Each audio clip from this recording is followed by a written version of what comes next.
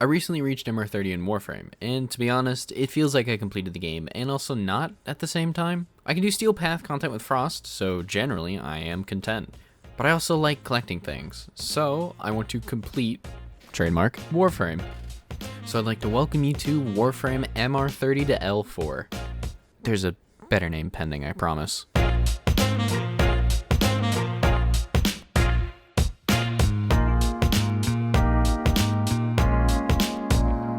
Here's how I'm accomplishing this. We'll be doing 5 items a video, and I will only farm them. Asterisk, going in alphabetical order from left to right in the equipment section. Pretty simple, I assume. Now, to try and make it a bit more interesting, I have tracked all of my progress for each of these items as well. Every time I didn't get the item, boom, it goes onto my notepad. And also, that goes towards exercising, because every time I don't get the item or part to the item on that specific rotation, 3 asterisks, I add 5 push-ups, sit-ups, or whatever to do because I failed. I believe that covers everything and leaves the asterisk. This part is something that I need help with from anyone who views the video, aka you. Some of the items in this game can be traded between players, such as the parts of the Ambassador, which I can purchase from other players. Now, I only bring this up to ask, if I get the same part multiple times and not the one I need, will I be allowed to buy it from someone else? Or should I keep farming it until I obtain it naturally and suffer in the process? Or we do the first thing, but I allow you guys to choose what I can and cannot buy, hence the Brayton Vandal, spoiler alert, having a 2.01% drop chance after 20 minutes for one of the 2 items out of a list of bullshit. You can choose that, and choose the 20% drop chance item, or you can differentiate. I'll leave that up to you guys, and I'll make that final decision when I see a consensus. However, I will have a hard out saying if it takes me more than 24 hours of active playtime in the game, I'm probably just going to buy it from someone else, if I'm being honest. Last but not least, I will be ranking all of the items in a tier list. One tier list being how horrid the farm is, and the other tier list being how good the weapon is. And I put 5 asterisks on this in my notepad, so I will get to that when we start talking about the weapon itself. Now, without further ado, let's get this started.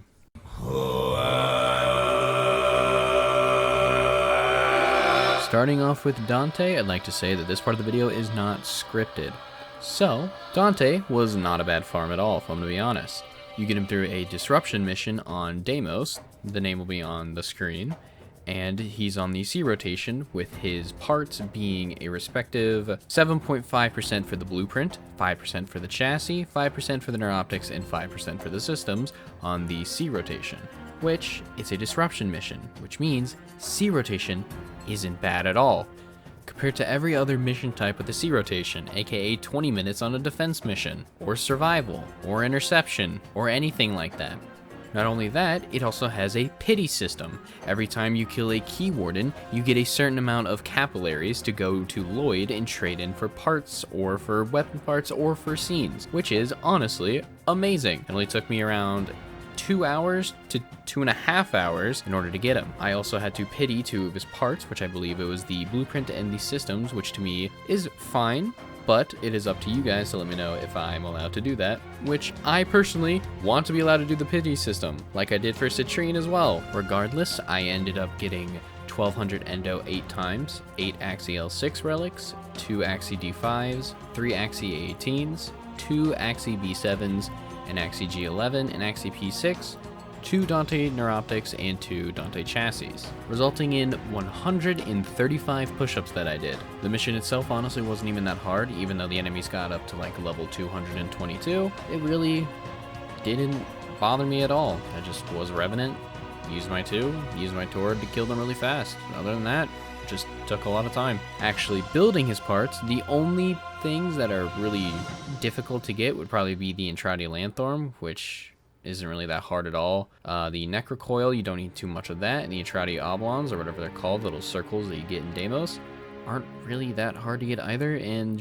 Bello Voca still is not hard to get either. He's pretty easy to build. Now we're gonna get into the build for Dante. I'm gonna let recording me take over, because that was my feelings and thoughts at the time for the build, and I will get back to you on performance and tier list, which I have a little bit more of explaining to do because of his nerfs. We're going strength. Without I mean, I could put a catalyst. I can. I could put a reactor in this bitch. Let's go. Duration doesn't fucking matter to me, if I'm being honest with you. Like, 30 seconds is generous. Plus, this gives me another 60 till off 494, and I don't care about efficiency since I run Zenruik all the time. Plus, my energy is 570. Plus, it's still just a 50 drain. 25, 25, 5, and 2.9 a shot. And this is without Forma, by the way. This is unranked content. This is the beginning. This is what you can do at MR30 at the fucking well, MR30 in a reactor at the beginning. Because if it was without a reactor, I'd probably go without message and intensifying hatred, and I'll just do these 4. But okay. Next is the weapon. Unless you guys want me to tease you about where I'm placing him, or you want me to discuss before I'm placing him, let me know. But overall, he is a tier to S tier Warframe still, even with his nerfs. He can still give a bunch of overguard to his allies. He can put any tome mod on his tome. He can have a secondary and his tome at the same time. He gives damage to allies. And Darkverse and Tragedy, even though they're nerfed, well, no, not even though they're nerfed. You really aren't going to be using them anymore at all. You need line of sight with the enemy, and it really blows ass. I can't even lie, it blows ass. His nuke potential is now gone. Now he's just a support frame. However, he's not a bad support frame. Giving a shit ton of overguard to your friends? Yes please. I would love that. Problem, I don't usually play public. I play public for 2 things. Relics, Archon Hunt, and leveling on Hydron. That is the only time I play public. I play solo, I choose Revenant, and I activate as 2, and I have a fun time, especially with they're all packed on. So, Dante is still an A to S tier Warframe, and I can't even lie, even with his nerfs to Tragedy, not being able to nuke through walls anymore, needing line of sight, which is really stupid to me. I don't like the line of sight at all. And same with Darkverse. You just now use Darkverse as a buffer for all of the other stuff. So, he's A tier. And generally, well, no, fuck it. He's S tier. He's still really good. I just wish Tragedy wasn't nerfed.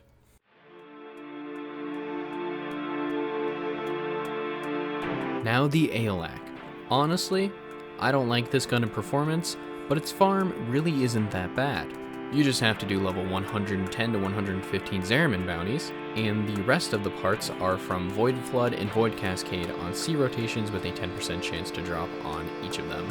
It took me 7 bounties to get the Aeolak blueprint, and it took me about 12 rotations of Void Flood in order to get the stock and receiver for the Aeolak. And by the time that I was farming for the Aeolak's blueprint and weapon parts, I already had the stock, so I didn't need to do much more farming after that. The materials are a bit iffy to obtain as well. You need at least 150 Thrax Plasms and 20 Void Plume Quills, as long as 1800 Cryotic and 2000 Oxium, and 5 Entrada Lanthorns. I'm only mentioning the mid to difficult materials to get, because the rest of it's pretty easy. It's just 5 Orokin cells and 5 Void Gel Orbs, and 3000 Allo Plates, which are just easy as balls to get. But this resulted in 55 push-ups and or sit-ups, and I kind of split them between 23 and 23. Now we're going to get to the performance of the weapon, and I'm going to go back to the 5 asterisks I put on my performance part at the beginning of the video and say that this is not the full potential of any of these weapons. And I repeat, this is not the full potential of each of these weapons. The weapons have not been formoed, and they do not have a potato in them to increase their capacity from 30 to 60. This is just the first impressions of the gun, so take everything I say about it with a grain of salt. Dante is different because I put a potato in him, and he gets an aura, and he starts off with a decent amount of polarities. For the build, I will let my recording self take over. Comes with 2 Motorized. So, multi-shot. Serration. It is a status gun, but it doesn't have a bad crit chance either, and it's not that bad crit multiplier either. It already does radiation, so no. Oh. Wait, this thing has this might be a really fun gun. All in all, I do not think that the Aeolak is a great weapon. It did not perform that great against enemies in the Intrati. It didn't perform great in the Hydron defense mission. It's overall a decent weapon with, I think, really good potential, especially since it has 2 firing modes and it has a radial attack. However, when I used it, it wasn't that great whatsoever. The farm gets an A tier and the performance gets a B tier at best. And remember, this isn't the full potential of the weapon.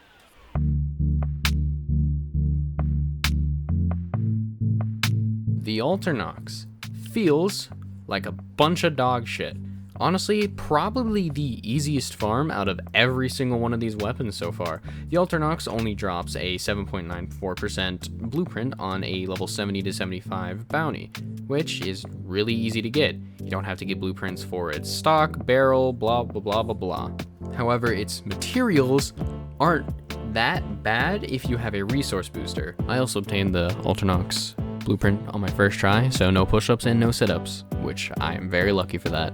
The only problems are the 600 Thraxplasm and the 16 Atrati Landthorns, which if you just play Zariman bounties, you will get that pretty easily. Now the performance is a whole different story. I will let my recording self take over for the build. So we're gonna get more multi-shot.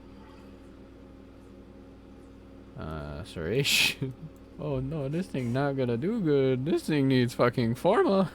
This thing has 1 polarity.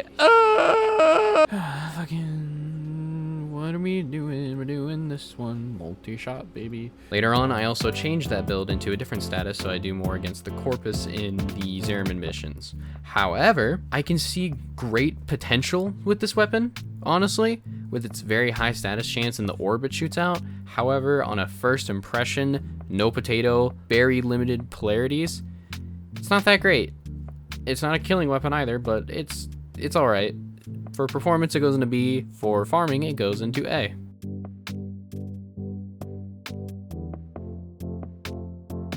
The Ambassador. Oh boy, do I hate how I had to obtain this thing. So to start off, I had to fill out my Railjack star chart by completing a bunch of solo Railjack missions in a bunch of different areas to get the survival nodes on each of them. I originally went for the Veil Proxima, but had trouble in order to obtain the survival one because I had to complete an Orphix mission in order to get it. However, I can't complete it because my Void Rig sucks ass. So I abandoned that after hours of gameplay to try and go for the Pluto one, which I obtained. Then I looked at the wiki and saw that the Venus one was the best option for what I needed to do, which the Venus one had a decent percent chance of dropping the blueprint on the C rotation, and it had a decent spawn rate for the Arachnoids as well. Well, the C rotation on the Venus survival was a 12.50, not as good as the 16.67 for the Veil, but it's better than the 8.33 on both Neptune and Pluto. Now, the rest of the parts all drop from Arachnoids that spawn on the survival mission at a 5% chance. However, on stream, I was lucky as balls. The first Venus Proxima survival that I did, at 20 minutes, I got the Ambassador at C rotation. 3, 2, 1. Are you shitting me? And I got 2 of each of the parts. 2 barrels, 2 stocks, and 2 receivers. At that point, I had already had a receiver, but still, and the materials are also very piss easy to get. You can get all of them in like 1 Railjack mission in the Corpus section. That's it. That's all. The special ones you need like Cryotic and Oxium, which again, if you just go inside the Corpus ship, you will get Oxium and Hexanon. And Cryotic, you can just kill 3 things in the excavation with a booster on, or 6. It's not hard. Just go to Earth Mantle. I think that's the mission. I got extremely lucky. So, for the farm, realistically, for someone that isn't me, it's probably gonna be a B or a C tier farm. The amount of survival you're gonna have to do for a middling chance to get the blueprint and a 5% chance to get any of the parts from an enemy that has to spawn, realistically, that's a B or a C. But for me, during the actual mission, not the Railjack missions that I had to do to get to the mission, it is an S tier farm. It was so easy, for no reason. I was stupid lucky. Now, the performance is definitely not S tier. I will let my recording self take over for the build. I'm gonna fuck it for gicks and shiggles. Electricity and viral, brother. Oh, because it is cold and tox. The thing that doesn't increase the status chance. So we put. I'm suffering. So even with that Riven and the other mods I put in, it does not perform well. It does not do a lot of damage. It eats through ammo, and it just overall sucks. So performance, I'm gonna give it a C. B could be argued, but again, first impressions, no potato, no forma.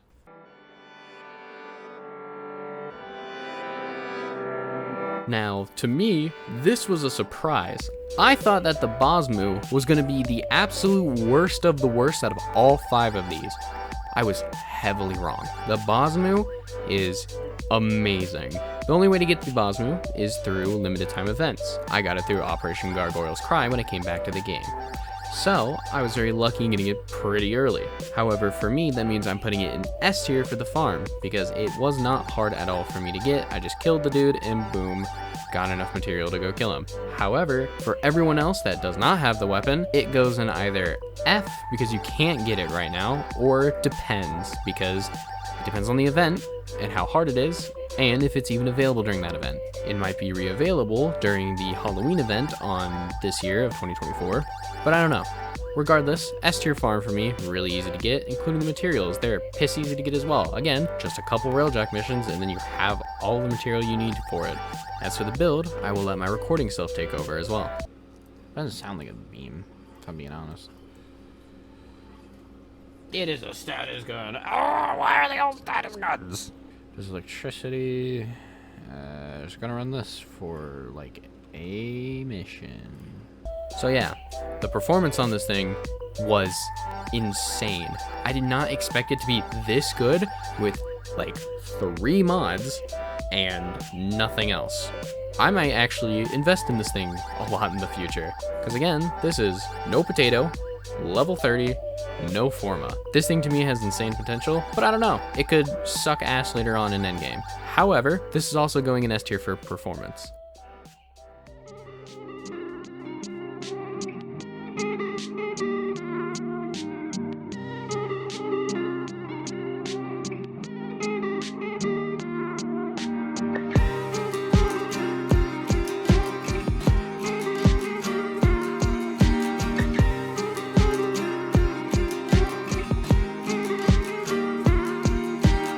So, this was the first episode of Warframe MR30 to L4. How'd you like it?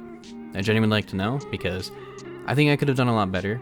The next episode will be a lot better. So with that, I do have a couple questions for anyone who made it this far in the video, and or anyone who just skips the end and wants to hear these questions.